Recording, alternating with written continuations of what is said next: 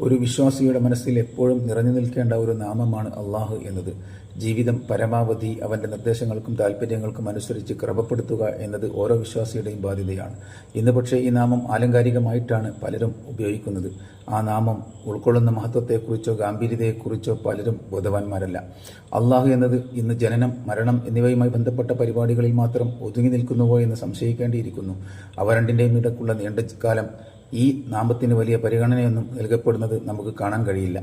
അള്ളാഹു അല്ലാത്തവരുടെ മഹത്വങ്ങൾ പാടുകയോ പറയുകയോ ചെയ്യുന്ന നമ്മൾ അള്ളാഹുവിന്റെ മഹത്വവും വിശേഷണങ്ങളും വിവരിക്കുന്നതിന് വേണ്ടത്ര സമയം നീക്കിവെക്കുന്നുണ്ടോ എന്നത് പരിശോധിക്കപ്പെടേണ്ടതാണ്. അള്ളാഹു എന്നത് മുഖ്യ വിഷയമായി എടുക്കപ്പെടുന്ന പ്രഭാഷണങ്ങൾ തന്നെ ഇന്ന് വിരളമാണ്. എന്നാൽ നബിയും സഹബാക്കളും അവിധമായിരുന്നില്ല. അള്ളാഹു എന്നത് അവരുടെ നാവിലും മനസ്സിലും നിറഞ്ഞു നിന്ന ഒരു നാമമാണ്. നബി വഫാത്തായ സമയത്ത് ജനങ്ങളെ ശാന്തരാക്കാൻ സിദ്ദീഖ് റളിയല്ലാഹു പറഞ്ഞ വാചകം ഇത് വ്യക്തമാക്കുന്നു. അദ്ദേഹം പറഞ്ഞു, ആരെങ്കിലും മുഹമ്മദിനെ ആരാധിക്കുന്നുണ്ടെങ്കിൽ അദ്ദേഹം മരിച്ചിരിക്കുന്നു, ആരെങ്കിലും അള്ളാഹുവിനെ ആരാധിക്കുന്നുണ്ടെങ്കിൽ അവൻ ജീവിച്ചിരിക്കുന്നവനാണ്, അവൻ മരിക്കില്ല.